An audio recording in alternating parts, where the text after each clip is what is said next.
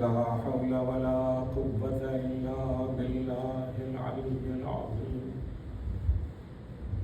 أعوذ بالله السميع العليم من الشيطان اللعين الرجيم. بسم الله الرحمن الرحيم.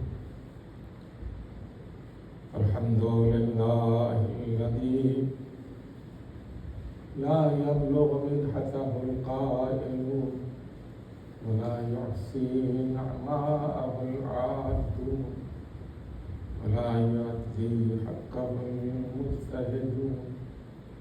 والصلاة والسلام على أشرف الأنبياء والمرسلين خاتم النبيين ورحمة للعالمين مولانا وسيدنا أبي القاسم محمد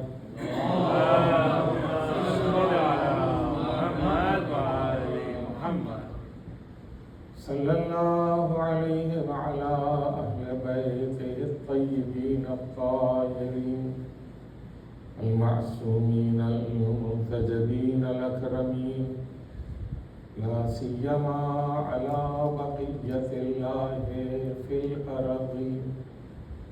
ولعنة الله على أعدائهم وقاتليهم وغاصبي حقوقهم ومنكري فضائلهم من يوم عداوتهم إلى يوم الدين. أما بعد، فقد قال سبحانه تبارك وتعالى في كتابه الكريم وهو أصدق الصادقين. بسم الله الرحمن الرحيم. يا أيها الذين آمنوا اتقوا الله وقولوا قولا سديدا. صلوات اللهم صل على محمد سورہ احزاب کی آیت نمبر 70، آیت نمبر 70 ہماری اس مجلس کا عنوان ہے۔ ارشاد ہوتا ہے یا ایھا الذین آمنوا اتقوا اللہ وقولوا قولا سدیدا۔ اے ایمان والو، خدا سے جو لفظ استعمال کی جاتی ہے اردو میں، وہ لفظ کہتے ہوئے بھی اچھا نہیں لگتا۔ اللہ سے ڈرو۔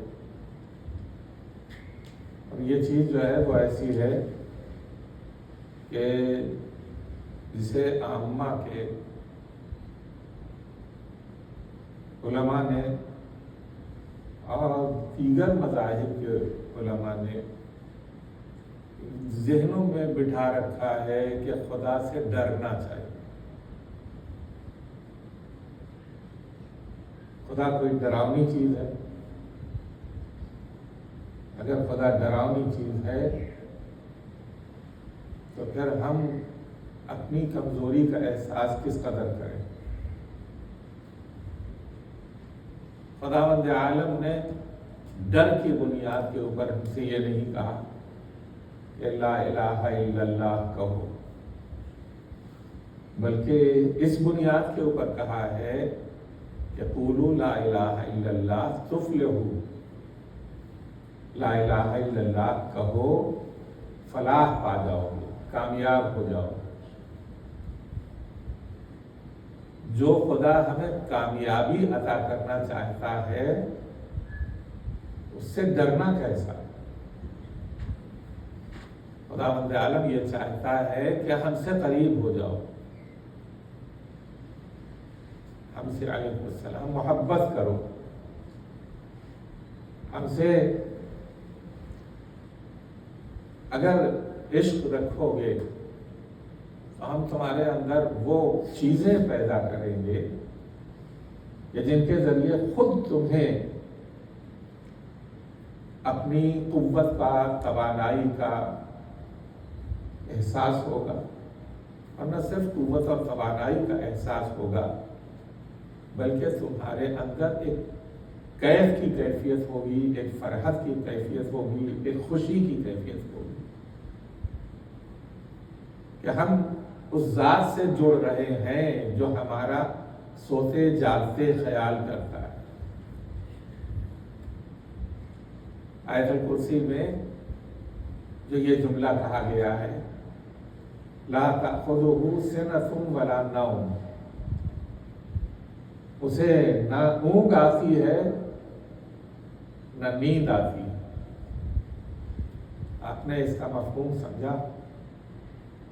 اس میں پروردگار عالم یہ سمجھانا چاہتا ہے کہ ہم تمہارے لیے اس طرح کے ہیں، اس طرح کے محافظ ہیں کہ جس کو نہ اونگ آتی ہے اور نہ نیند آتی ہے۔ تمہیں سونا بھی ہے اور جاگنا بھی ہے، یہ تمہاری فزیکل ضرورت ہے کہ جگ رہے ہو ایک محدود وقت تک، تو ایک محدود وقت تک انرجی حاصل کرنے کے لیے تمہیں سونا بھی ہے۔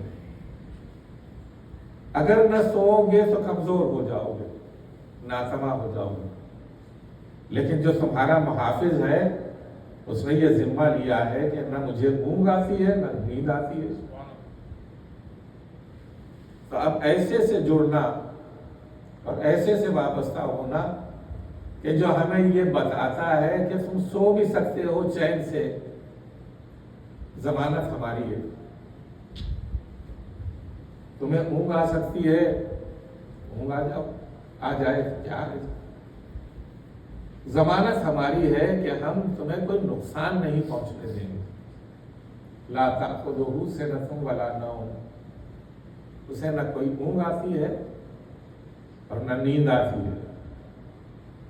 اونگ اور نیند کا جو ہے وہ لفظیں جو استعمال کی گئی ہیں وہ ہمیں سمجھنے میں دیر نہیں لگنی چاہیے۔ وہ پروردگار عالم ہمیں سمجھانا چاہتا ہے کہ جسے اونگ آتی ہے وہ غافل ہے، اور جسے نیند آتی ہے وہ بے سہارا ہے، کوئی اس کا سہارا نہیں ہے۔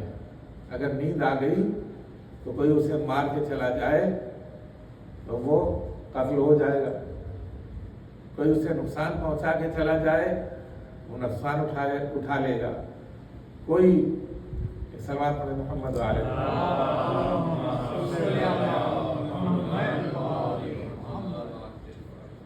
اتنا غافل ہے علیہ السلام۔ اس غفلت کی وجہ سے وہ ہماری اس غفلت کی وجہ سے ہم سے یہ کہہ رہا ہے کہ تمہیں اونگ بھی آئے گی، تمہیں نیند بھی آئے گی، اور جسے اونگ آتی ہے اور نیند آتی ہے وہ ناتما ہوتا ہے، قوی اور طاقتور نہیں ہوتا۔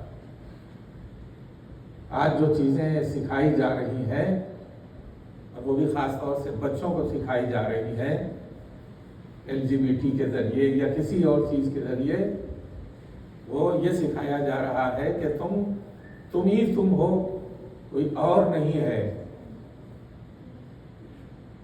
تمہیں جو کچھ کرنا ہے کوئی تمہارے اوپر نہیں ہے۔ لیکن خداوند عالم اس چھوٹے سے جملے سے ہمیں یہ سکھانا چاہتا ہے کہ تمہیں اونگ بھی آتی ہے، تمہیں نیند بھی آتی ہے، یہ ناتوانی کی علامت ہے، طاقت کی علامت نہیں ہے۔ اور جب طاقت کی علامت نہیں ہے تو اپنے کو کیوں قوی سمجھتے ہو کہ ہم ہی صاحب اختیار ہیں؟ بلکہ ہمیں یہ سوچنا چاہیے کہ کوئی ایسا ہے کہ جسے اونگ بھی نہیں آتی اور جسے نیند بھی نہیں آتی، یعنی وہ ہمیشہ ہوشیار رہتا ہے اور با اختیار رہتا ہے۔ اس سوال پڑھیں محمد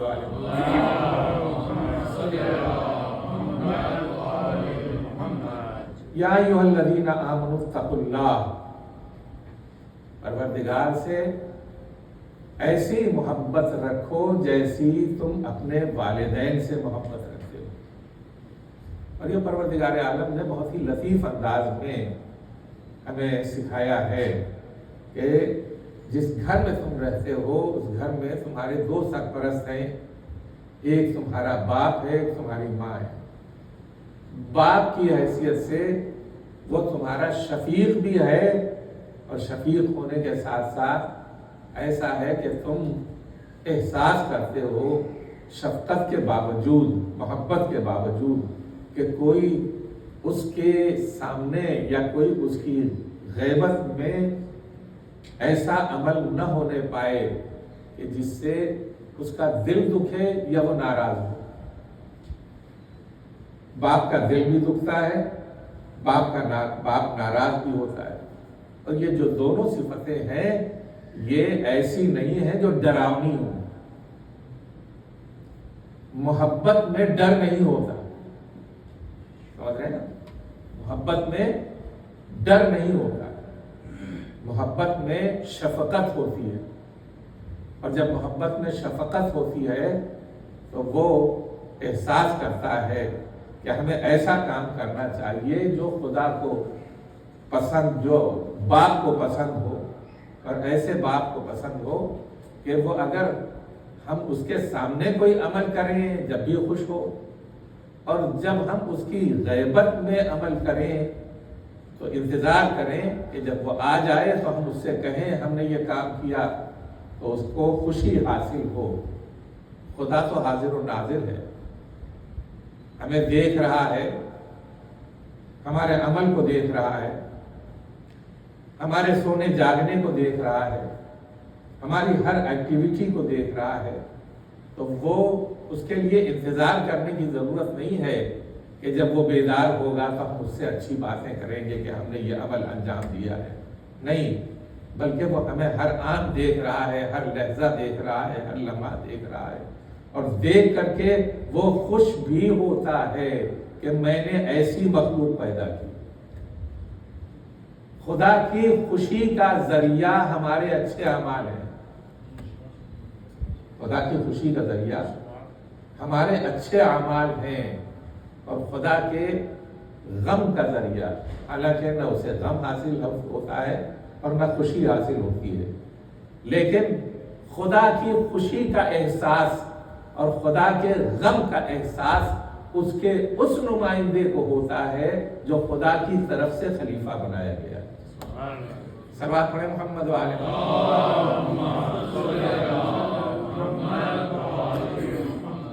اور اس کی خوشی گویا خدا کی خوشی ہے، اور اس کا غم گویا خدا کا غم ہے۔ پروردگار عالم نے اسی لیے اسے اپنا اسسٹنٹ بنایا ہے، اور ضرورت یہ ہے کہ پروردگار عالم کا کوئی اسسٹنٹ ہو جائے، کوئی جانشین ہو جائے، کوئی خلیفہ ہو جائے، تو اس کا اسٹیٹس کیا ہے، اس کی عظمت اور اس کا کمال کیا ہے؟ اس کی عظمت اور اس کا کمال یہ ہے کہ اس کو پوری زندگی میں کبھی سونے کا موقع نہیں ملا سوائے ایک رات کے، پوری زندگی میں سونے کا موقع نہیں ملا، اور وہ بھی جب حکم دیا گیا تو سویا، جب حکم دیا گیا تو سویا۔ عجیب و غریب چیز ہے، موت کا ایک انداز دو جگہ نظر آتا ہے۔ ایک موت کا انداز یہ ہے کہ ایک باپ اپنے بیٹے سے کہہ رہا ہے کہ میں نے خواب دیکھا ہے کہ تمہیں ذبح کر رہا ہوں، تمہارا مشورہ کیا ہے؟ تمہارا مشورہ کیا ہے؟ تو بیٹا جواب دیتا ہے یا بتفعل ما تؤمر ستجدنی انشاءاللہ من الصابرین۔ بابا آپ کو جو حکم دیا جا رہا ہے آپ اس کے اوپر عمل کر لیجئے۔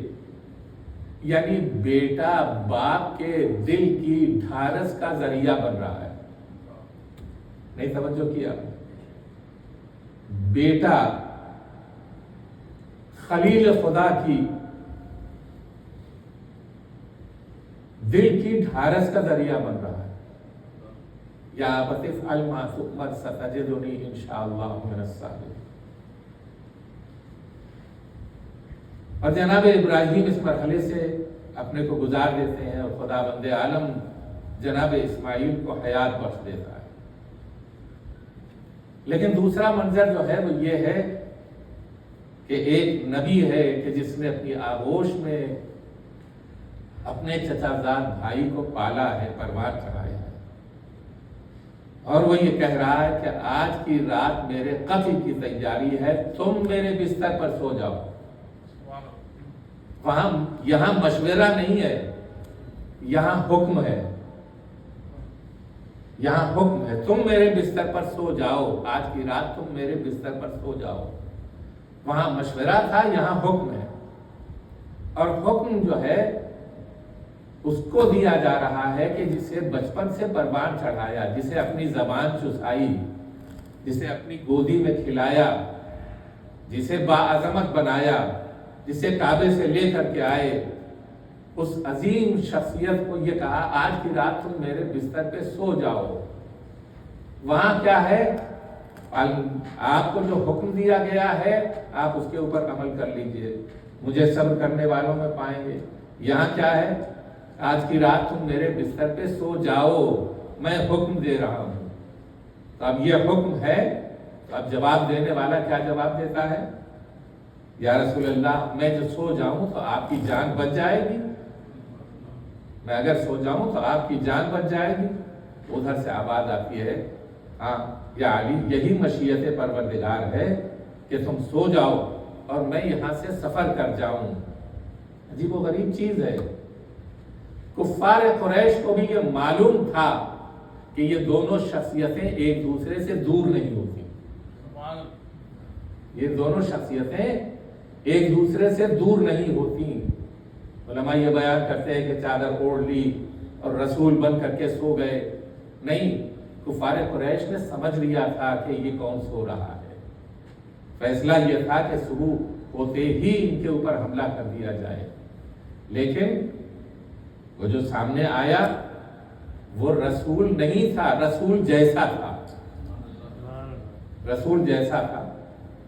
اور انہوں نے یہ دیکھا کہ علی اگر سو رہے ہیں تو یہیں کہیں ہوں گے رسول خدا،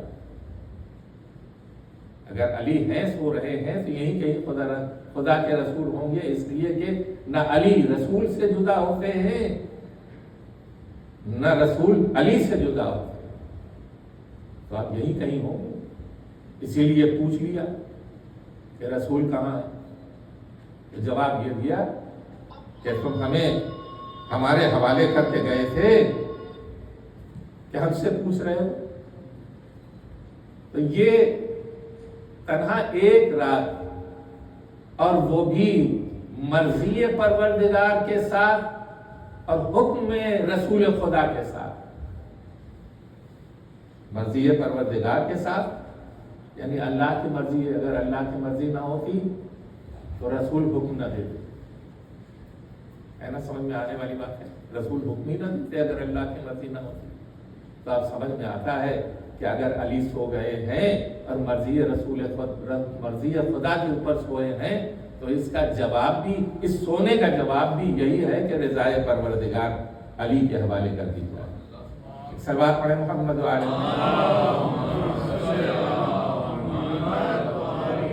یہ ایک شبہ دیا جاتا ہے کہ اللہ نے اپنی رضا علی کے حوالے کر دی، تو اب علی کے پاس ہی رضا ہے، اللہ کے پاس کچھ ہے نہیں، اللہ کے پاس کچھ ہے نہیں، رضا پروردگار علی کے حوالے ہے۔ آیا یہی تصور ہے ہمارا؟ یہ تصور نہیں ہونا چاہیے کہ اب علی کے پاس ہے رضا پروردگار اور خدا کے پاس رضا پروردگار نہیں۔ جو شے کسی کو عطا کی جاتی ہے، ہمارے یہاں سے اگر کوئی چیز کسی کے پاس جاتی ہے تو ہمارے یہاں موجود نہیں رہتی، اس کے پاس چلی جاتی ہے جس کو ہم دیتے ہیں۔ لیکن اگر خدا کسی کو کچھ دیتا ہے تو ایسا نہیں ہے کہ خدا کے یہاں محرومی ہو گئی اور جو کچھ دیا ہے خدا نے وہ اس کے پاس چلی گئی، نہیں، رضائے پروردگار علی کے پاس بھی ہے اور رضائے پروردگار خدا کے پاس بھی ہے۔ فرق یہ ہے کہ رضائے پروردگار ہے جو اس کے پاس ہے، اور علی کے پاس جو رضا ہے وہ ایسی رضا ہے کہ اب علی رضائے پروردگار کے علاوہ کچھ نہیں کرنے والے۔ صلوات پڑھیں محمد و آل محمد۔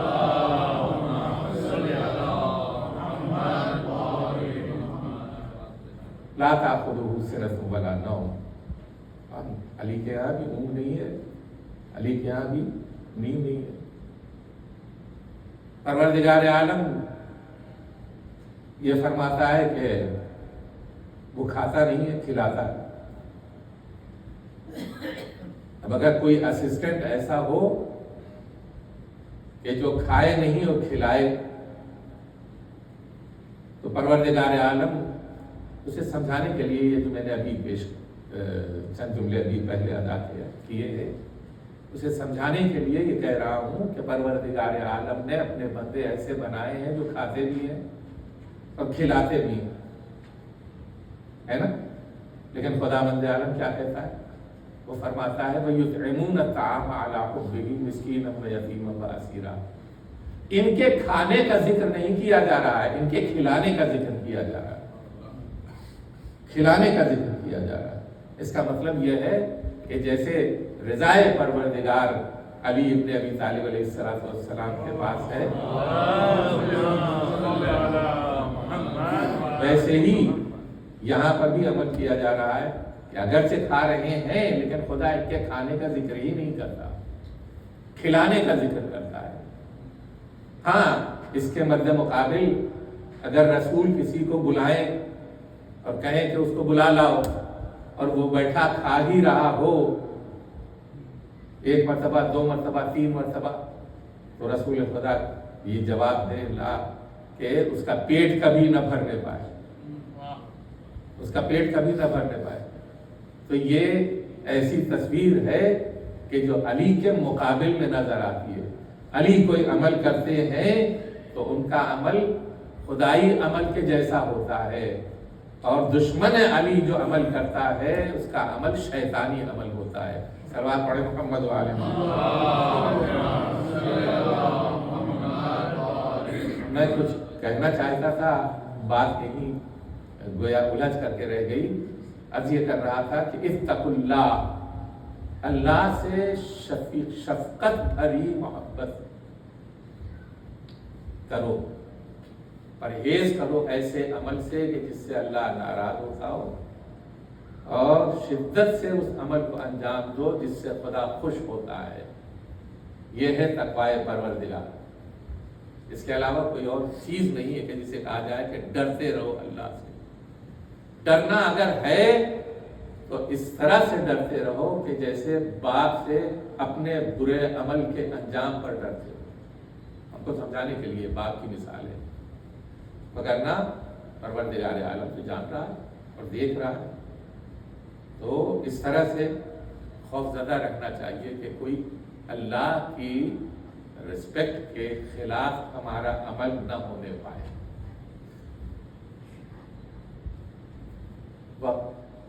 صلوات پڑھیں محمد و آل محمد.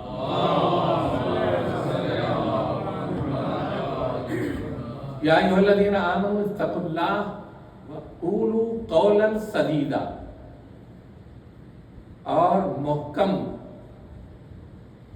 اور سچی باتیں زبان کے اوپر جاری کرو. قولوا قولا سدیدا, حق بات کہو, اچھی بات کہو, تمہارے معیار کی بات ہو, ایسی ویسی بات نہ کہو, چغلی نہ کہو, جھوٹ نہ بولو, اپنی پرسنالٹی کو مد نظر رکھتے ہوئے زبان کھولو ورنہ زبان بند رکھو.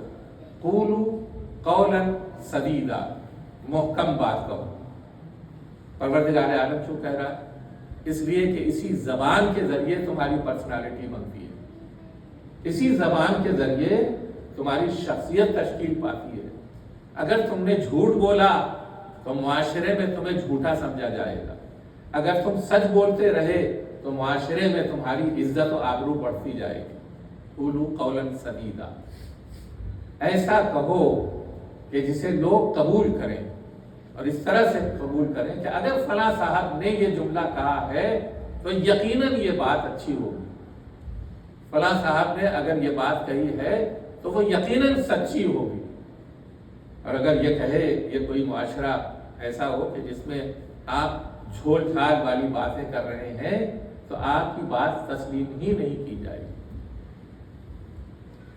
ورنہ ایک دوسری جگہ ہے سورہ حجرات میں، یا ایھا الذین آمنوا ان جاءکم فاسق بنبأ فتبینوا، اگر تمہارے پاس کوئی فاسق کوئی خبر لے کے آئے، پہلے ہی پروردگار عالم نے اسے فاسق کا لقب دے دیا. اس کا مطلب کیا ہے؟ مطلب یہ ہے کہ اگر ایمان کی وادی سے کوئی آیا،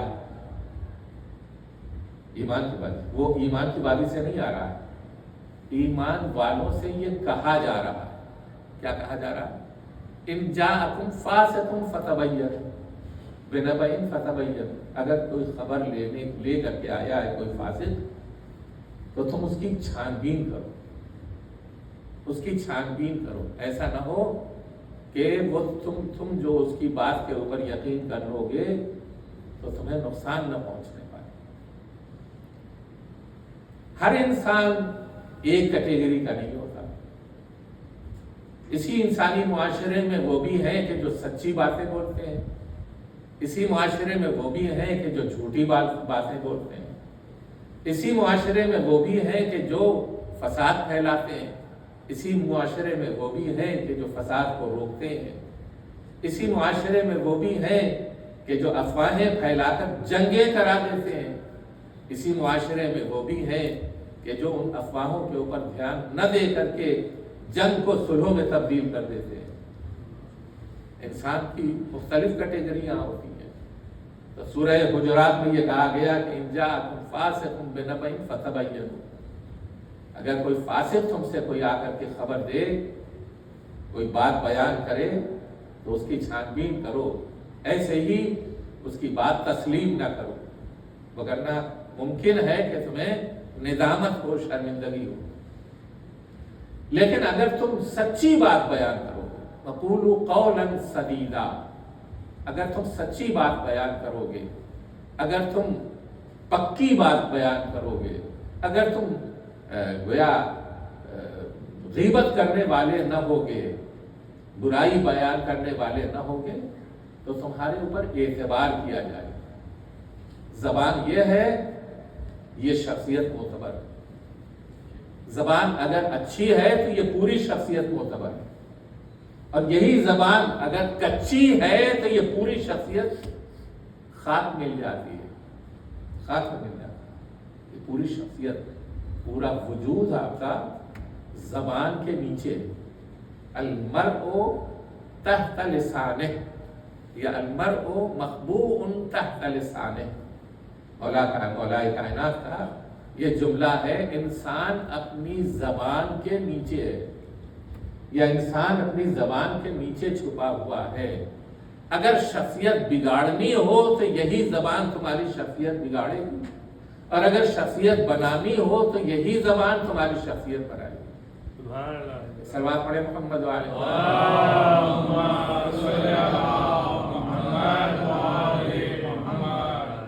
یہی وجہ ہے کہ انسان اگر انسان ہے اور انسان کی طرح جینا چاہتا ہے تو اپنی زبان کو کنٹرول میں رکھے،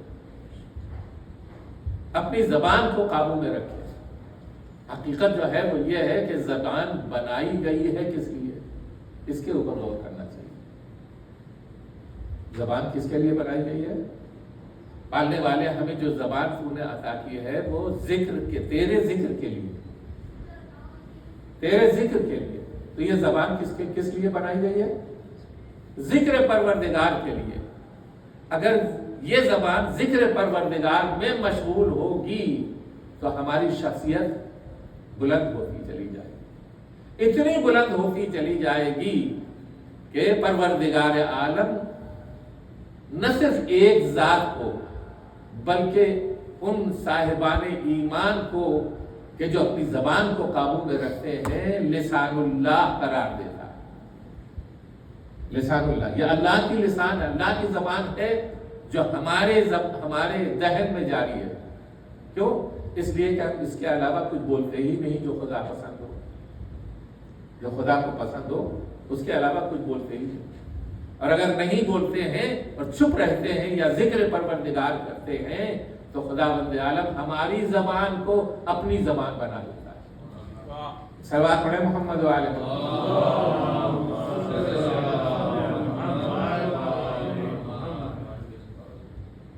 ایک مرتبہ سب مل کر کے صلوات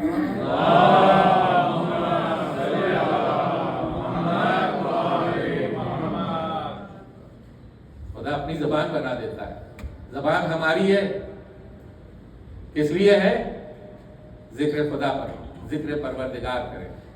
کس لیے ہے؟ کلام الہی پڑھیں۔ کس لیے ہے؟ معصورہ دعائیں جو معصومین سے ہم تک پہنچی ہیں اسے پڑھیں۔ ذکر پروردگار، دعائے پروردگار، قرآن کی تلاوت، یہ ساری چیزیں اتنی زیادہ ہیں کہ ہمیں دوسری باتوں کو اپنی زبان پہ جاری کرنے کی فرصت ہی نہیں ملنی چاہیے، اتنی زیادہ۔ جب بھی زبان کھولی جائے کوشش یہ کی جائے کہ ذکر پروردگار ہو۔ جب بھی زبان کھولی جائے تو کوشش یہ کی جائے کہ کوئی سورہ زبان پہ ہو، کوئی دعا جو اہل بیت نے تعلیم کی ہے وہ زبان کے اوپر ہو۔ سمجھ رہے ہیں؟ اگر یہ عمل ہم نے انجام دیا تو ہمارے دوسرے عمل بھی جو مادی ضرورتوں کے تحت ہماری زبان سے جاری ہوتے ہیں وہ بھی ذکر خدا میں تبدیل ہو جاتے ہیں، وہ بھی ذکر خدا میں تبدیل ہو جاتے ہیں۔ کیوں؟ اس لیے کہ وہ جو ضرورت کی چیزیں زبان کے اوپر جاری ہوتی ہیں وہ اس لیے جاری ہوتی ہیں کہ ہم دعا پڑھنے کی قابلیت پیدا کریں، قرآن پڑھنے کی صلاحیت پیدا کریں۔ اگر ہم نے یہ عمل انجام دیا تو ہمارا یہ ذکر کرنا یا ہمارا یہ گفتگو کرنا مومنین سے ایک دوسرے سے یہ بھی ذکر پروردگار میں تبدیل ہو جاتا ہے۔ اس کے برخلاف اگر ہم نے غیبت کرنا شروع کی، جھوٹ بولنا شروع کیا تو یہ زبان ہماری کالی زبان ہو جاتی ہے، سیاہ زبان ہو جاتی ہے۔ علیکم السلام ورحمۃ اللہ۔ صلوات پڑھیں محمد و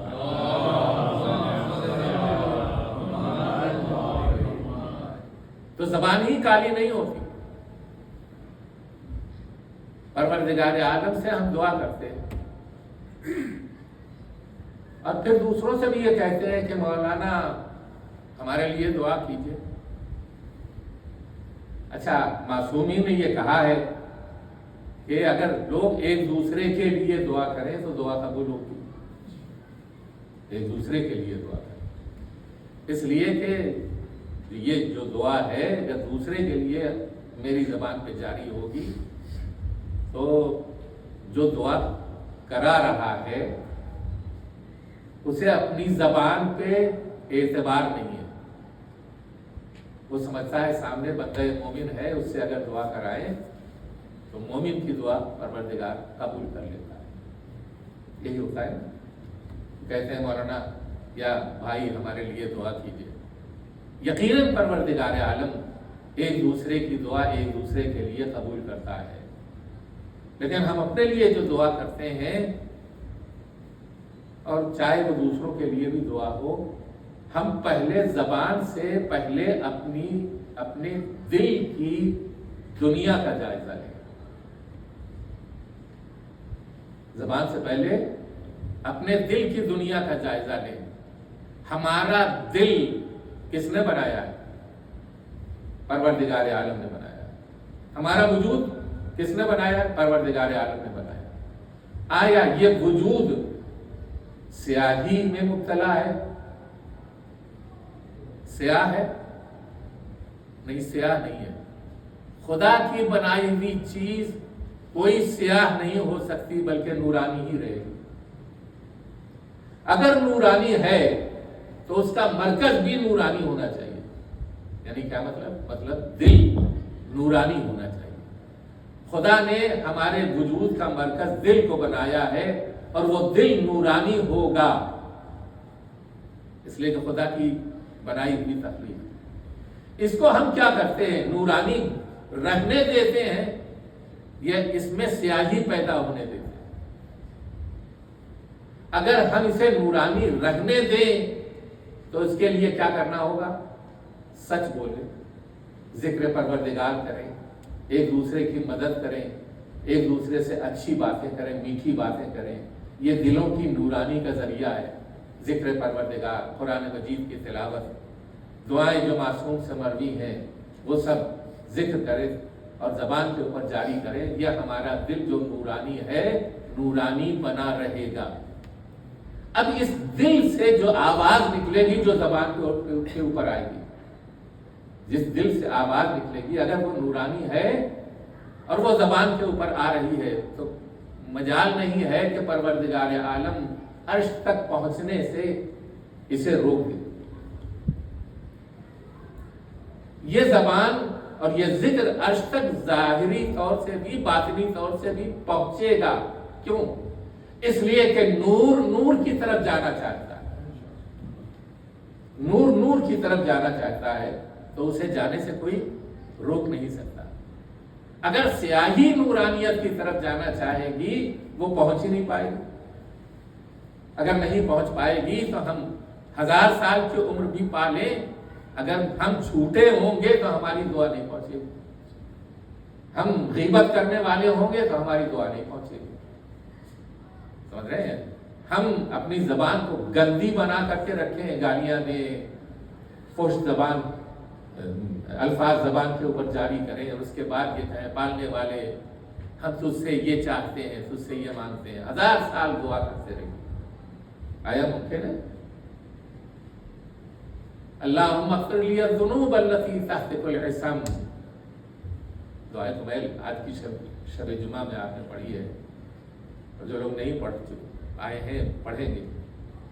کتنے جملے ہیں جو مولا کائنات نے ان گناہوں کے گنائے ہیں کہ جن سے دعا عرش الہی تک نہیں پہنچ پاتی.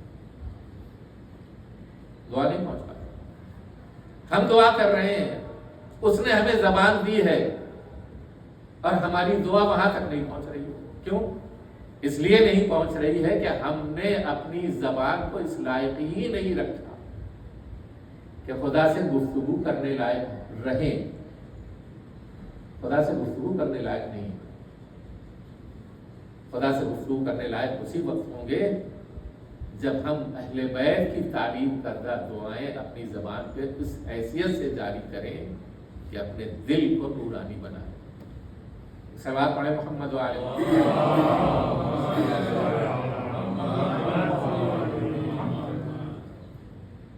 اس کا فائدہ کیا ہے؟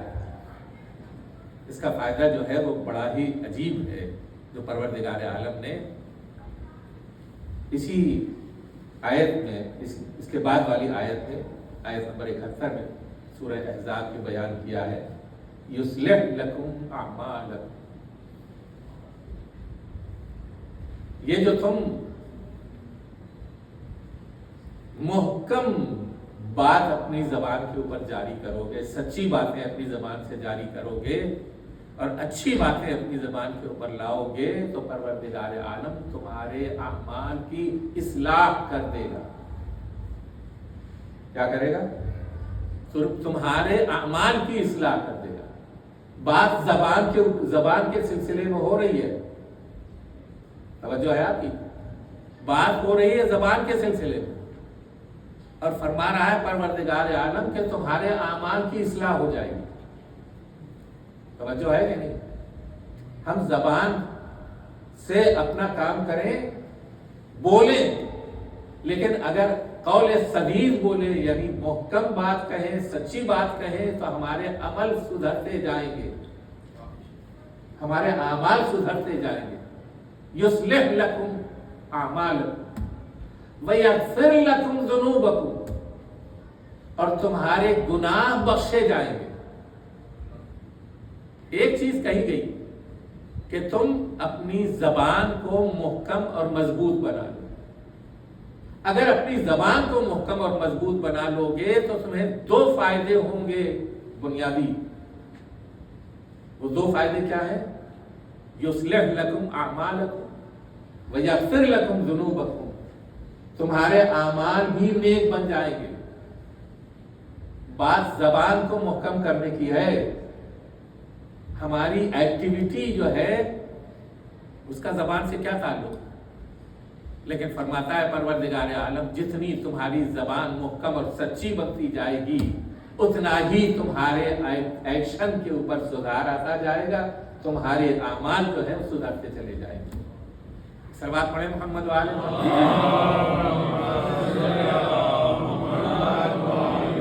وَيَغْفِرْ لَكُمْ ذُنُوبَكُمْ، اور تمہارے گناہ بھی بخشے جاتے رہیں گے۔ جتنی زبان پاکیزہ ہوتی جائے گی اتنا ہی تمہارے گناہ دھلتے جائیں گے۔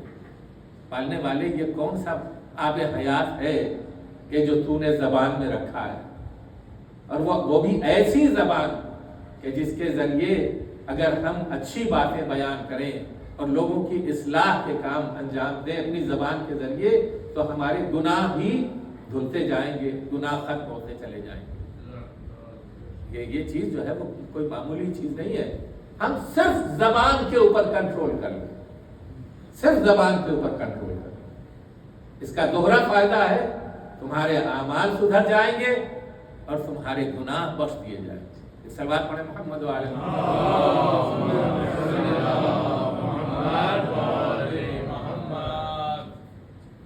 وقت میں گنجائش نہیں رہ گئی، یہیں پر آپ کی گفتگو تمام کرتے ہوئے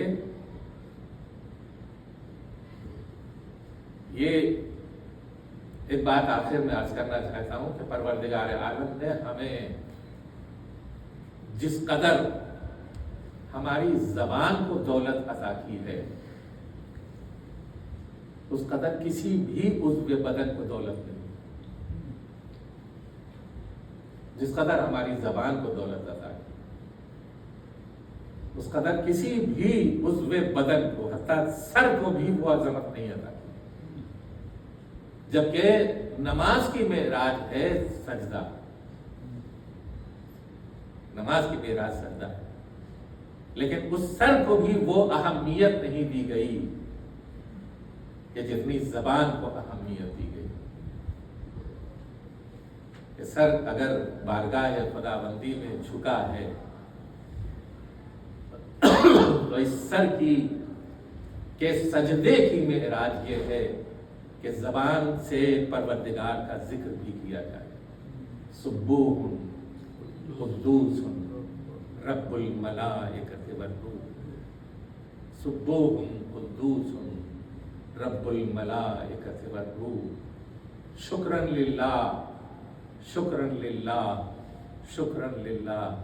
یہ کلمات ایک سجدہ گزار کے زبان سے اس وقت جاری ہوئے جب وہ خاک کے اوپر، جلتی ہوئی خاک کے اوپر سجدہ ریز تھا، جلتی ہوئی خاک کے اوپر سجدہ کیے ہوئے تھا اور ذکر پروردگار میں مشغول تھا۔ یہاں تک ذکر پروردگار میں مشغول تھا کہ اس نے یہ بھی کہا کہ پالنے والے شب کی تاریکی میں میرے ساتھ وفا نہیں کی وگرنہ تیرا شکر اور بجا لاتا۔ جو کرم تو نے کیا ہے اور ہمارے خانوادے کے اوپر کیا ہے، جو عظمت ہمیں عطا کی ہے، جو نعمت ہمیں عطا کی ہے، جو شہادت کا کمال ہمیں عطا کیا ہے، جو اپنا قرب ہمیں عطا کیا ہے، اس کا شکر بجا لانے کے لیے میرے پاس الفاظ نہیں ہے اور دامن وقت میں گنجائش نہیں ہے کہ میں تیرا اور شکر ادا کروں۔ یہ کون ہے؟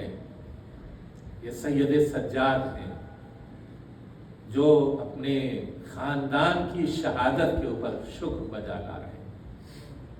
ایک یہ، اور دوسرا منظر وہ ہے کہ جب حسین اپنی بہن سے آخری رخصت ہو رہے تھے تو اس وقت ساری باتوں کے بعد یہ بھی کہا میری بہن مجھے نماز شب میں فراموش نہ کیجیے۔ یہ زبان ہی کا ذکر تو ہے، میری بہن مجھے نماز شب میں فراموش نہ کیجیے گا۔ وہ بہن جس کے ہاتھ پسے گردن سے باندھے گئے، وہ بہن جو بے رضا کی گئی، وہ بہن جو بے کجاوا اونٹ کے اوپر بٹھائی گئی، وہ بہن جو عباس کی با حیا بہن تھی، حسین کی با وفا بہن تھی، وہ بہن اونٹ کے اوپر بیٹھ کر کے بھی حسین کو یاد کرتی ہے تو نماز شب میں یاد کرتی ہے۔ عزیزو، یہ وہ بہن ہے کہ جو اپنے بھائی کو کسی وقت نہیں بھولی، کربلا سے جانے کے بعد بھی حسین کے سر کی طرف دیکھتی رہتی ہے اور اپنے بھائی کو یاد کرتی رہتی ہے۔ کوفے میں بھی اپنے بھائی کو یاد کرتی ہے، شام میں بھی اپنے بھائی کو یاد کرتی ہے، اور اس عالم میں یاد کرتی ہے کہ جو ظالموں کے یہاں سے مختصر کھانا اور پانی آتا ہے وہ اپنے لیے نہیں رکھتی، بلکہ اپنے بچوں میں، اپنے بھتیجوں میں تقسیم کر دیتی ہیں، پانی بھی تقسیم کر دیتی ہے، کھانا بھی تقسیم کر دیتی ہے۔ اور ایسے موقع کے اوپر سید سجاد یہ منظر دیکھتے ہیں کہ ایک دن وہ آیا کہ پھوپھی اماں نافلے کی نماز بیٹھ کے پڑھ رہی ہیں۔ ایک مرتبہ جناب سید سجاد بے چین ہو گئے، پھوپھی اماں کبھی ایسا عمل نہیں کرتی تھی کہ بیٹھ کے نماز ادا کرے۔